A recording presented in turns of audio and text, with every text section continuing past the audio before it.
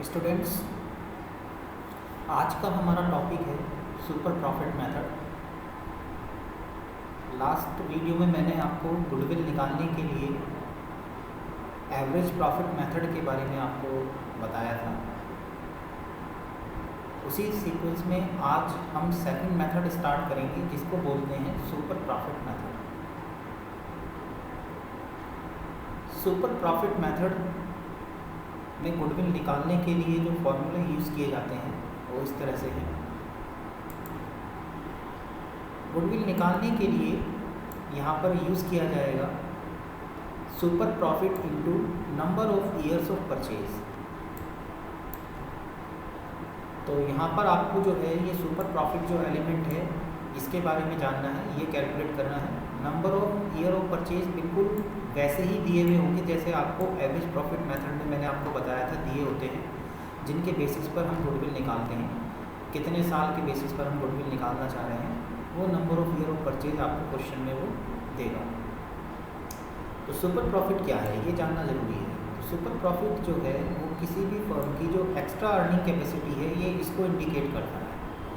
Same trade में same investment करने के बाद अगर कोई एक बिजनेसमैन दूसरे बिजनेसमैन से ज़्यादा अर्निंग कर रहा है, या आप ये कह लीजिए कि नॉर्मली जो है बाज़ार में जो बिजनेस में इन्वेस्ट करने के बाद नॉर्मली जो इनकम होनी चाहिए, जो एक बाज़ार की रेट होती है जिसको कि नॉर्मल रेट ऑफ रिटर्न बोलते हैं अर्निंग की, उस नॉर्मल रेट ऑफ अर्निंग के हिसाब से अगर आप उससे ज़्यादा प्रॉफिट जो है अर्न कर रहे हैं इन्वेस्टमेंट करने के बाद, तो जो आप एक्सेस अर्निंग अर्न कर रहे हैं उसी को ही यहाँ पर सुपर प्रॉफिट कहा जाता है। नॉर्मल प्रॉफिट यानी नॉर्मल अर्निंग के अलावा जितना आपने एक्सेस अर्निंग करी है उसी को ही यहाँ पर सुपर प्रॉफिट आप कह सकते हैं। तो किसी भी फर्म की जो एक्स्ट्रा अर्निंग कैपेसिटी होती है उसको सुपर प्रॉफिट से इंडिकेट किया जाता है। तो सुपर प्रॉफिट यहाँ आपको डिटर्मिनेट करना होगा। सुपर प्रॉफिट को डिटर्मिनेट करने के लिए यहाँ पर फॉर्मूला यूज़ किया जाएगा adjusted average profit minus normal profit.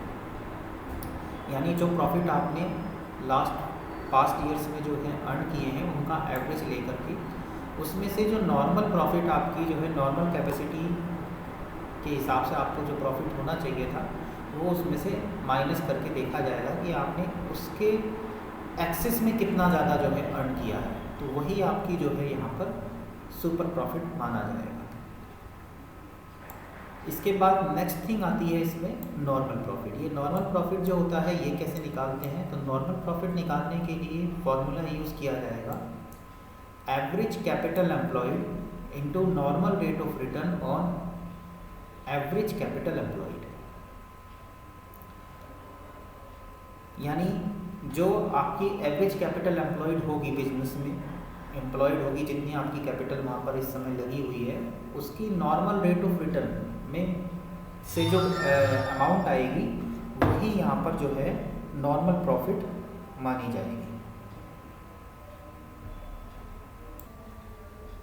अब आपको इसमें नॉर्मल रेट ऑफ रिटर्न तो क्वेश्चन में गिवन होगा, लेकिन जो एवरेज कैपिटल एम्प्लॉयड है ये आपको डिटर्मिनेट करना होगा। तो इसको डिटर्मिनेट करने के लिए आपको जो है नेक्स्ट स्टेप में आना है।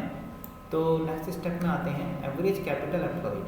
तो एवरेज कैपिटल एम्प्लॉयड निकालने के लिए आपको क्या करना है, जितनी भी फर्म की एसेट्स होंगी वो सारी एसेट लेनी है जिसमें कि आपको जो है छोड़नी है एक तो गुडविल, क्योंकि गुडविल तो निकालेंगे ही आप, और non trade investment and fictitious assets जो है आपको इसमें से छोड़नी है।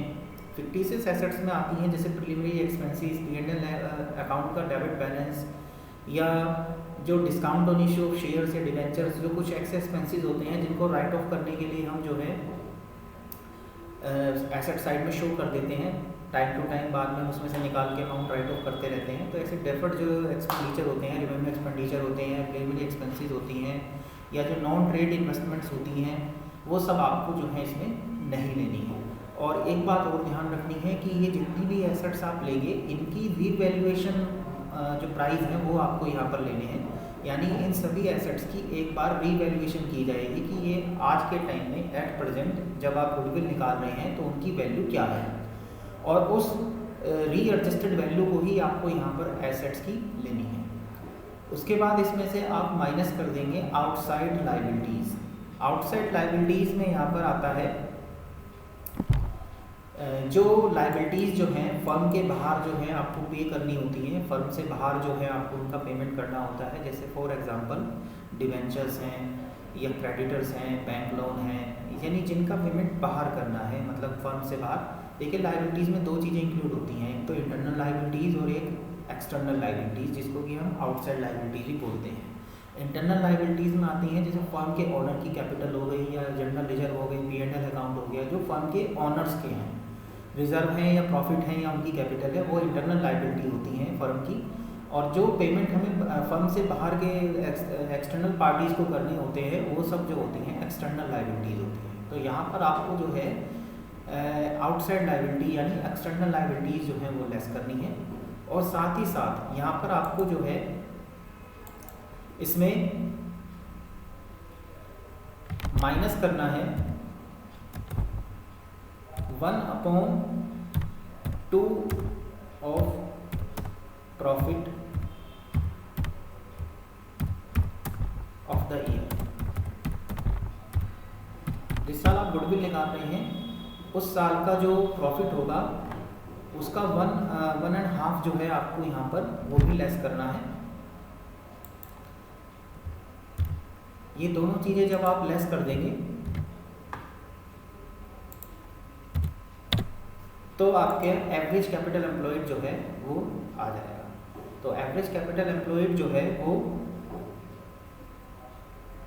निकालने के लिए आपको सारी एसेट्स लेनी है आफ्टर रिवैल्यूएशन। उसमें से फिक्टिशियस एसेट्स और गुडविल जो हैं ये आपको नहीं लेने हैं, या नॉन ट्रेड इन्वेस्टमेंट्स नहीं लेने हैं। और उसमें से आपको जो है एक्सटर्नल लायबिलिटीज़ और 1/2 of the profit of the year जो है आपको लेस कर देना है। तो आपको एवरेज कैपिटल एम्प्लॉयड मिल जाएगा, जिसके बिहाफ पर आपको गुडविल कैलकुलेट करनी है।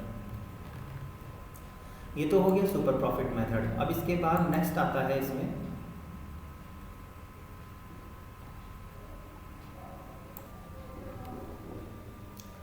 Capitalization of super profit method. ये गुडविल निकालने का थर्ड मेथड है।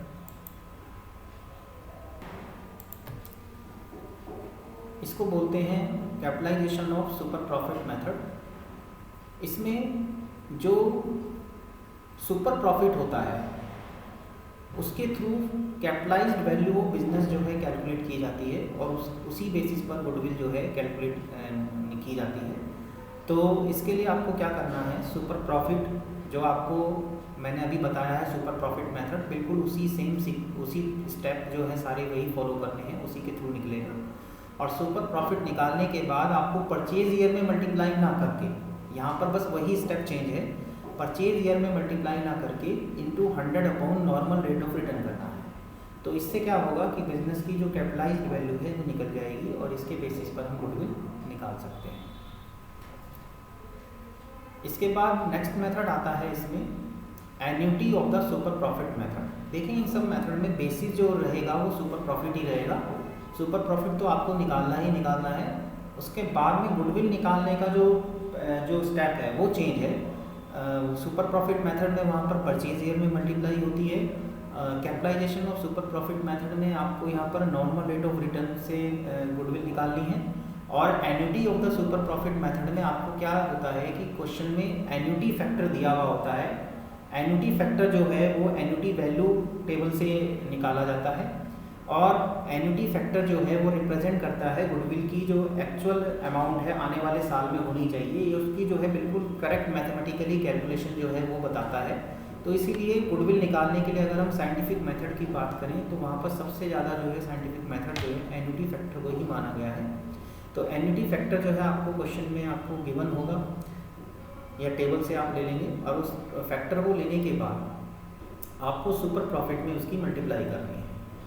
जितने साल का उन्होंने परचेज ईयर बोला होगा उतने ही साल के परचेज ईयर का जो एन्युटी फैक्टर होगा उसमें आपको मल्टीप्लाई करके गुडविल जो है कैलकुलेट करनी है।